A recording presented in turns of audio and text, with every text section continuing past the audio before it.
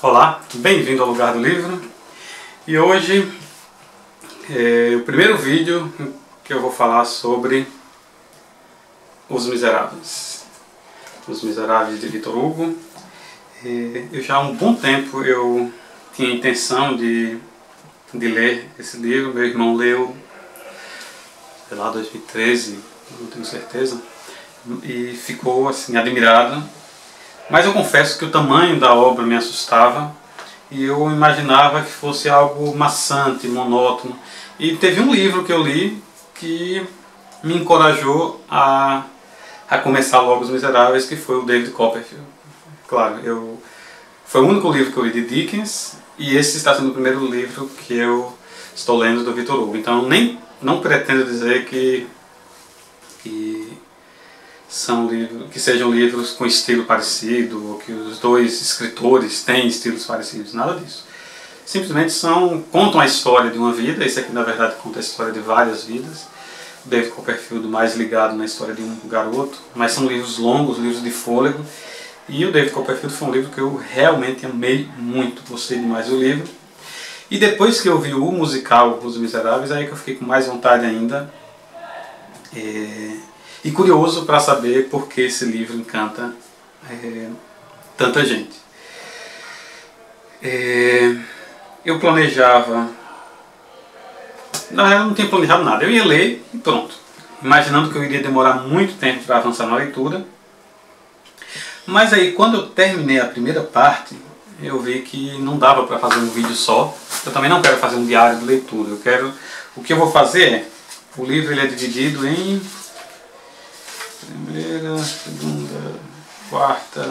É dividido em 5 partes. E eu farei um vídeo para cada uma das partes. O livro, esse aqui é o volume da Kozak Naif, volume único. Ele pesa mais de 1 kg. E ele tem, de romance mesmo, 1269 páginas. Páginas grandes, páginas com muito texto, não tem figuras. E esse, como eu falei no começo, era um dos motivos assim, que me fazia esperar um pouco. É uma leitura que vai demandar tempo, e se for uma leitura maçante, será que... Mas aí eu comecei, e o começo, ele já não é muito encorajador. O começo, eu digo, do ponto de vista, assim, se você pensar na descrição, as primeiras 80 ou 90 páginas são simplesmente a contextualização digamos assim, do background, do histórico do bispo de Digne, não sei como é que se pronuncia, né? Charles Myriel. Então, é esse bispo que vai desempenhar um papel importantíssimo na vida do Jean Valjean. E aí as primeiras 80 ou 90 páginas, 80 a 90 páginas, são só sobre ele, e não é que estejam contando uma história, vai contando fatos. Como é que ele pensava, o que era o evangelho para ele, quais eram os atos, como é que ele administrava o salário dele. Se alguém tivesse contado para mim que que as primeiras 80 páginas do livro eram assim, provavelmente eu ia postergar um pouquinho mais a leitura. Só que o interessante é que quanto mais eu lia, mais eu queria ler. E me organizando aqui, como eu falei, esse livro vai ser sobre a primeira parte de Os Miseráveis, que é intitulada Fantine. Os Miseráveis foi escrito em 1862, mas ele narra fatos que aconteceram entre 1815 e 1832, eu acho. Eu não pesquisei muito sobre isso para falar de forma mais abrangente sobre o livro, porque eu não quero correr o risco de apanhar nenhum spoiler, mesmo já tendo visto o filme. Eu não quero pegar detalhes, não. Eu quero fazer esse balanço mais geral no último capítulo, na última parte do livro. Mas uma coisa que me chamou a atenção quando eu pesquisei é que esse livro ele foi lançado 3 de abril de 1862 em várias cidades, e só na França ele vendeu em um dia só, acho que 14 mil exemplares. Assim, isso me deu ideia. Eu nunca fui atrás da biografia de Victor Hugo, mas certamente ele já era um escritor muito célebre quando publicou esse livro, porque naquela época você fazia um lançamento simultâneo em várias capitais. Rio de Janeiro foi uma das cidades onde foi lançado o livro também no dia 3 de abril, isso não é pouca coisa, quando você pensa em algo que aconteceu 153 anos atrás. E ele conta a história, assim, essa história que se passa nesses anos que eu falei, 1815 a 1832. O personagem principal, o personagem central, é o Jean Valjean, é um homem de família muito pobre. Ele teve que sustentar a irmã desde muito cedo, a irmã e seus 7 sobrinhos, eu acho. E um determinado dia de muita fome, muita agonia, ele quebra a vidraça de uma padaria e rouba um pão. Ele é preso por conta disso e é condenado, se eu não me engano, a 5 anos de trabalhos forçados nas galés. Eu acho que a primeira condenação foram 5 anos. Só que as sucessivas tentativas de fuga fizeram com que ele acabasse trabalhando 19 anos por ter roubado um pão para matar a fome de sua família. Então ele sai das galés e é um homem estigmatizado. Quem trabalhou nas galés é um forçado, é como era chamado, e ninguém quer dar emprego, ninguém quer dar nem hospedagem, porque ninguém sabe exatamente qual foi o crime que um homem desse cometeu. Então ele acaba sendo condenado pelo resto da vida. E aí é que entra, aí você entende por que o Victor Hugo passou as primeiras 80 páginas falando do bispo, que é um dos personagens mais fascinantes que eu já vi. A passagem dele é bem curta, mas é marcante mesmo.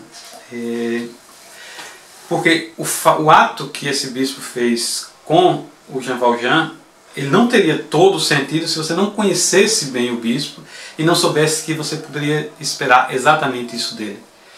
Soaria artificial. Essa parece ser a grande preocupação de Victor Hugo, é dar tridimensionalidade, dar estatura aos seus personagens, e eles têm essa estatura. Então ele investe, ele não tem... Esse não é um livro para quem é preguiçoso, não é um livro para quem quer uma leitura rápida, não. Você tem que investir, você tem que ir conhecendo os personagens e se afeiçoando a eles.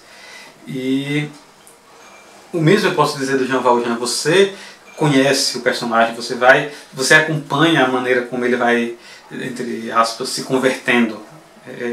Desde a revolta dele, ele sempre foi um homem muito honesto, muito trabalhador, muito sofrido. As injustiças que ele passou, principalmente a condenação, esse choque de realidade quando ele tenta dormir e não consegue, nem na casa do cachorro, é uma cena bem curiosa, ele consegue dormir.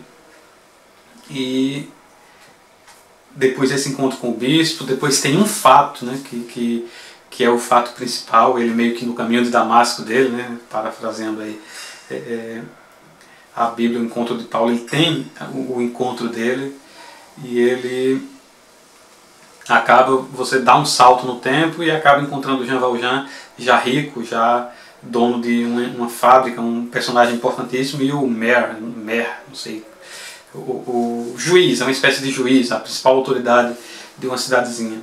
Então nesse primeiro livro nós acompanhamos essa primeira parte da história do Jean Valjean, mas ela é intitulado também de Fantine, porque nós acompanhamos a história, a triste e tocante história da pequena Fantine. Nós começamos vendo que ela é uma moça muito linda, um tanto quanto inconsequente. Ela falhou, ela se apaixonou e teve um filho, uma filha na verdade, né, Cosette.